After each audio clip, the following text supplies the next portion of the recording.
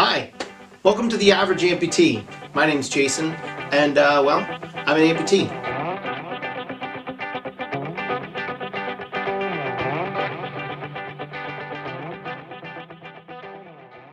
Hi, welcome back to the Average Amputee. This week's episode is really about prosthetics and what I've experienced myself as far as different legs are concerned and hookups, connections, different parts. Legs are very complex and they're actually pretty cool because there's different parts. Obviously the feet and the mechanisms to attach them to you can be vastly different and they can interchange quite often. So I know I showed you this one the last episode, which was pretty basic. This is what I started with. This had a shell made of foam, kind of like this, that basically went on my stump. It was very cushioned, and then there was a sock, and then this fit in there, and it was almost like a suction kind of thing. And then there was a liner that looked a lot like this that went over it, which kept it on my leg. Now, my very first prosthetic actually had two belts on it that came up almost like a garter belt and connected to another belt around me. It was not very efficient. It didn't hold on very well, very uncomfortable. But that's what you start with just to kind of get started. Then you move on to something like this, and like we discussed before, there's no articulation in the ankle. It's very stiff. It's very robotic in the way that you move. So not the best leg, but you'll start off with something like this. Then we moved on to other prosthetics. I have had suction systems where basically they're built to look a lot like this, but they have a valve underneath right here. And what you do is you wear a couple different stockings or liners, like a rubber liner, almost like wetsuit material. Your foot goes in, you put a sleeve over it, and then when you step, the air gets pushed out and it creates a vacuum seal inside the leg holding it on. That is supposed to be one of the better setups for folks, and I guess a lot of people really like those.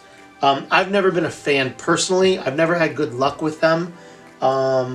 It's more because of that secondary liner on the outside. It kind of restricts your movement, your ability to really bend, and that part I don't like.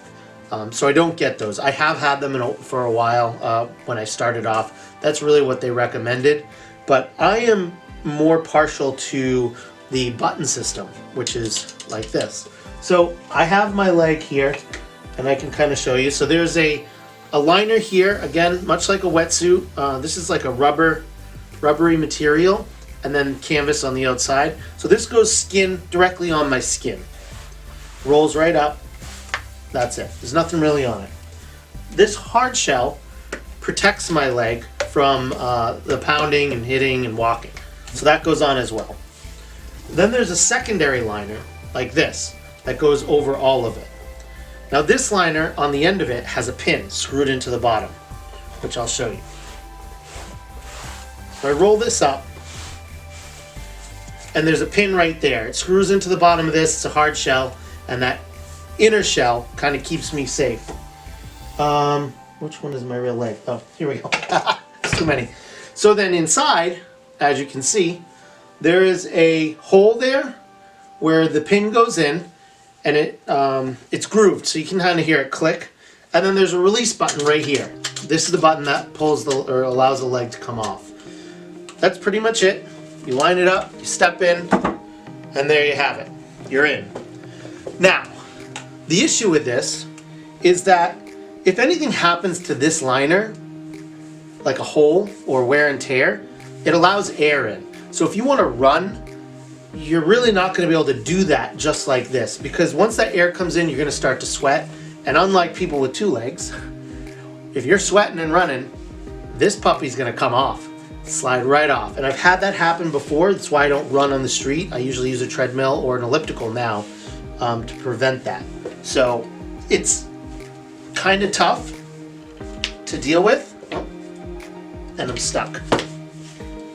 Sometimes the button gets jammed up, and one of the other cons to the system. Are you kidding me? So, another con. Sometimes the button mashes up. Now I do a lot with my legs, so sand, I go to the beach, I go to the ocean, I go swimming, so there's a lot of stuff in there. This is supposed to be a waterproof lock. But this leg's really old too. I've had this leg for 3 or 4 years, so we're in the process of making a new one. And actually, I'll show you. So this leg's been having some issues because on the side here, I've gotten a lot of wear and tear to the point where I go through one of these outer liners almost once a day. Luckily, they're covered under a year warranty, or a 6-month warranty, sorry. So I just keep getting new ones. But it's a pain. Especially if I want to be active, I can't be because of this. Causes a lot of sweating and discomfort. So we are working on a new leg, and it's a hybrid. Supposedly the pin is thicker, it locks in, but the pin has a hollow point on it, which allows the air to push out, and then the leg will have a gauge on it as well that'll pull the air out. It's a one-way valve. So, button. Weird. Anyways. So this is an older leg of mine. As you can see, it has the same kind of button technology on it. Same kind of look inside. It's got duct tape on it because I use duct tape. But the big thing to notice is it's a different kind of foot. So this is a thicker, bulkier foot. Now your foot really does play into how you're going to move around because it could be heavy, it could be lighter, it could be rigid. So some of these, this one's really rigid. I don't know how old this foot is or what the purpose of when we made it, but I think there was supposed to be more spring to it. But again, it's definitely a different kind of design than my current one, which is this right here. This one has a bend in it, so it's more for moving. It springs, you know, with each step I kind of get a spring, so it's good for running, jogging, and that's what I want. I want something to be a little bit more active. And then I took the foot shell off of this one. This one's old too. This is closer to what I have now. It has that spring in it, and this gives you a little bit of a push so you can run and jump and jog, whatever. It also has a button on it. And then I have this foot from an old leg. This one was supposed to be more sensitive, and it's adjustable. You can see there's different marks here for how strong the leg or the ankle is. I've also had a pretty cool locking ankle once that allowed me to twist and unlock, position the foot flat, and lock it again so that I could go swimming, snorkeling, scuba diving, that kind of thing. Very handy, but it was very easy to break. So I used to interchange it off and on quite often.